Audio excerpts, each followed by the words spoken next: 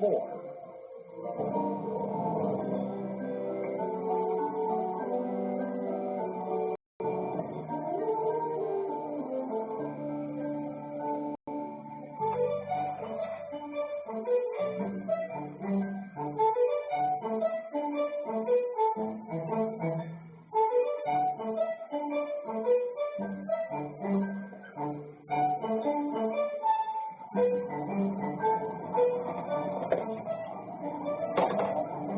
Uy, Doti, pakuha naman mo ng ulam nyo. Yung manok na apritada, tapos pilian niyo naman ako ng malamala.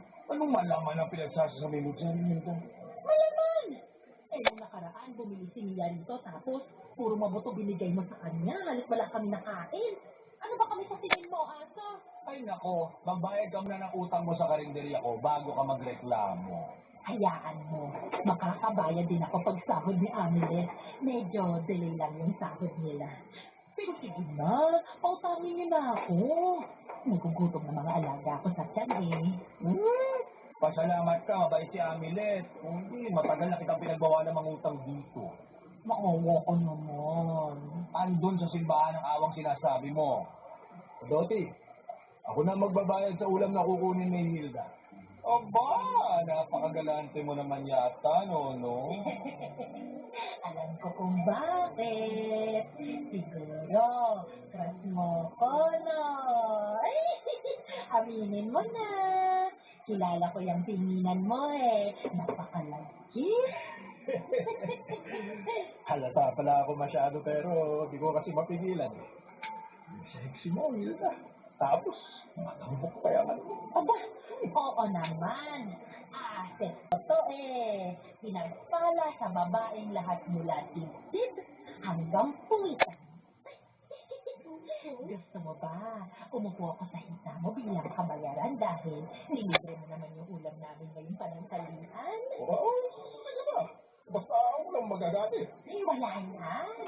Alam niyo naman na single mother ang atake ko, di ba? Single mother na maraming lalaki. Ewan ko sa iyo, Dottie. Buti pa, yung order ko na ulam ang asikasuhin mo. Hindi yung pakialam mo pa sa buhay ko. O siya, upo na muna ako sa hita mo, no, ha? Habang hinihintay ko yung order ko. Sige. Upo ka na. Upo ka na ka. Nay, Amilet, tumayo na kayo dyan. Bakit sa dinami-rami na pwedeng upuan eh? Diyan pa kayo umupo. Ano kasi, wala lang. Gusto ko lang, mas malambot kasi sa hita ni Nonong kaysa sa upuan ni Dottie. Iyan mo na ang nanay mo, Amilet. Anong hayaan? Eh, nakakahiya yung pinaggagawa niya. Saka bakit ka pinapahid na umupo sa hita mo ang nanay ko? Hindi ka ba natatakot sa kinakasama mo? Teka, paano mo nalaman na may kinakasama ako? Pinagsasabi mo eh, alam naman ng karamihan sa atin dito na may kinakasama ka. Di ba, Dottie? Ba? Ewan ko ba dyan? Bigla na lang nagkaanin siya. Hindi ko alam na may kinakasama na si Nonong, ha? Kaya absuelto na ako dyan. Ano absuelto pinagsasabi niyo? Buti pa umuwi na tayo para makapag-usap tayo sa bahay. Ay, nak naman eh! Oh, huwag niyo akong hihingihan ng ganyan, ha? Hindi yan uubra sa akin. Iba na talagang panahon. Nanay ng pasaway. Oh, ito na yung order niyang ulam.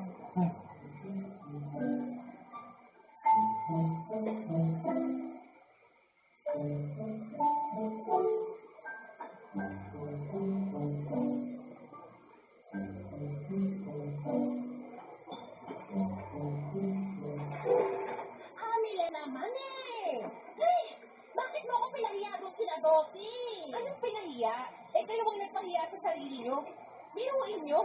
Sa dami ng upuan na bakante doon eh. Sa hita pa talaga kayo ni Nonong umupo. Parang upo lang naman. Wala namang mali siya yun. At saka, pasalamat ko yun sa kanya bilang binayaran niya tong order kong ulam. O diba? Nakalibre tayo. Hindi pa nadagdagan yung listahan ng utang natin dun sa kalenderya. Seryoso po ba talaga kayo dyan? Abay, oo naman. Mukha ba akong nagbibiro? Ewan ko sa inyo, Nay. Bakit ka ba kasi naiinis dyan? Nagtanong pa talaga kayo. Eh, kaya hindi na yata kayo marunong maghiya sa mga pinaggagawa nyo eh.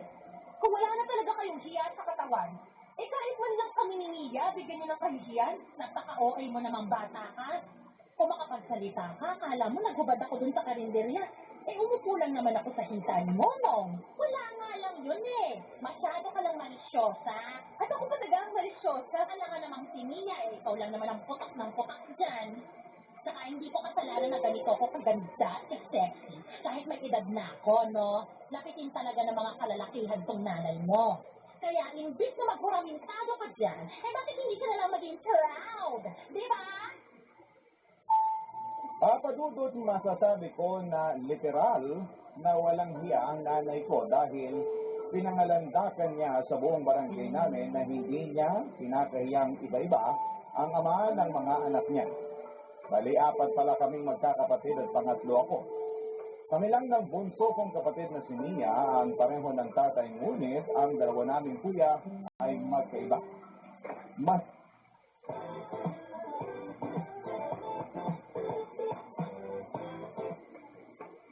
ang mga kwento ng pag-ibig, kwento ng buhay, at kwento ng pag-asa dito. Nakakaiyak, nakakakilig. nakakatawa, nakaka-inlove, dear MOR.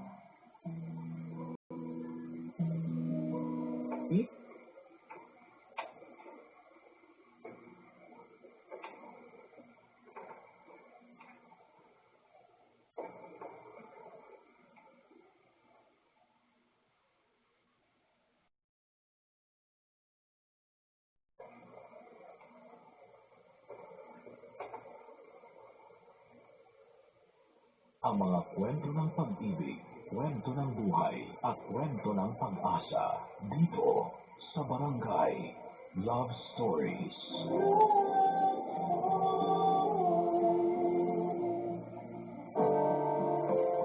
Ang pakikialam sa buhay ng may buhay ay nakakasanayan na madalas ng Ang mga kwento ng pag-ibig, kwento ng buhay, at kwento ng pag-asa dito sa Barangay Love Stories.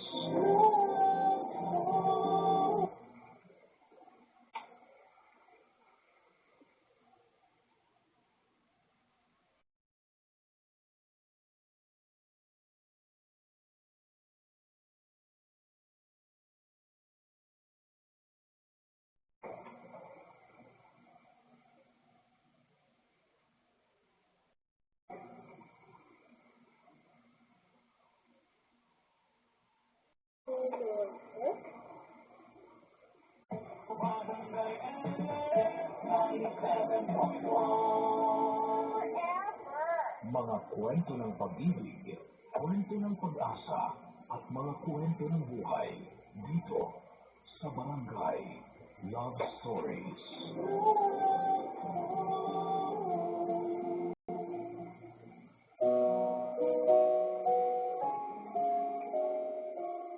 ang respeto ay madalas na hindi kusang ibinibigay ng mga taong nakapaligid sa atin. Ang sabi nga nila ay kumilos at umasa tayo ng tama para respeto tayo ng iba. Ikaw, kapuso, ano ang pinakamalaking pagkakamali na nagawa mo sa buhay mo? Kung ano tayo sa kasalukuyan, ay bunga raw iyon ang nangyari sa buhay natin noong nakaraan. Palagi raw kasing magkakonekta ang nakaraan at kasalukuyan. Kaya palagi rin nating dapat na pag-isipang mabuti ang mga desisyon na gagawin natin. Ang liham na ating babasahin ngayong tanghali ay pinadala ni Eunice. Eunice na minsan umasa na magkaroon siya ng maganda at masayang alaala kasama ang kanyang mga magulang. Isang dating musmos na bata na walang ibang gustong gawin, kung hindi ang mamasyal kasama ang kanyang papa at mama. Para sa kanya kasi ay sila ang pinakamasayang pamilya sa buong mundo. Kaya ang bawat araw na kasama niya ang kanyang mga magulang, ang palaging pinakamasayang araw para sa kanya. Pero magbabago ang tingin niya sa mga taong nakapaligid sa kanya sa oras na iwanan sila ng papa niya para sa ibang babae. Magbabago din ang ugali, pangarap at paniniwala niya sa buhay. Mga pagbabagong magdadala rin sa kanya